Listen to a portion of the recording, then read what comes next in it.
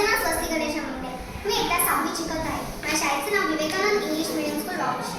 आज मी तुमच्यासमोर सावित्रीबाई फुले यांची भूमिका सादर करत आहे. ज्ञान नाही विद्या नाही ती घेण्याची गुणी नाही, ज्ञान नाही विद्या नाही ती घेण्याची गुणी नाही, बुद्धी हसून चालत नाही त्यासमोर म्हणावं का?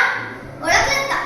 मी सावित्री ज्योतिराव फुले, सातारा जिल्ह्यातील खंडाळा तालुक्यातील नायगावच्या खंडोजी देवाचे पाटलांची मी कन्या.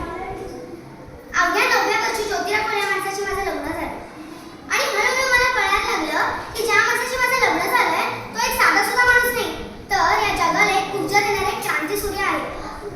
त्या काळी बायकांना उंबा टाळण्याची सुद्धा पद्धत नव्हती.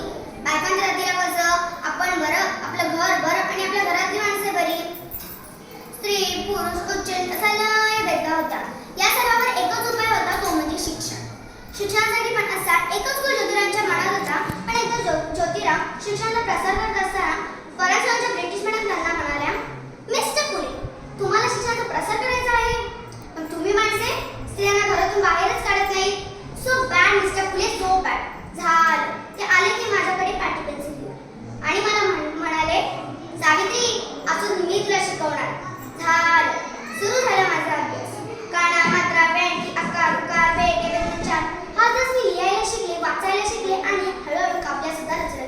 अशातच 1 जानेवारी, होय शनिवारी 1 जानेवारी 1848 ला पुण्यातील भिडेवाड्यात आम्ही पहिली शाळा सुरू केली आणि मी पहिली शिक्षिका आणि मुख्याध्यापिका झाले.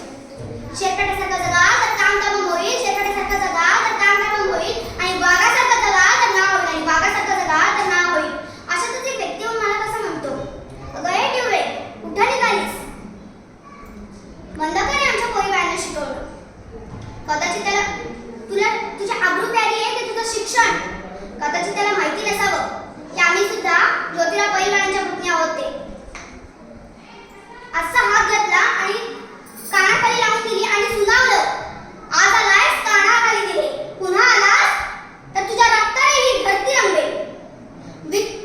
विती विना मती गेली, मती विना नीती गेली, विती विना मती गेली, मती विना नीती गेली, नीती विना गती गेली, गती विना वित्त गेली, वित्त विना शुद्ध गेले. हे असे अनर्थ एका अवितीने झाले, हे असे अनर्थ एका अवितीने झाले.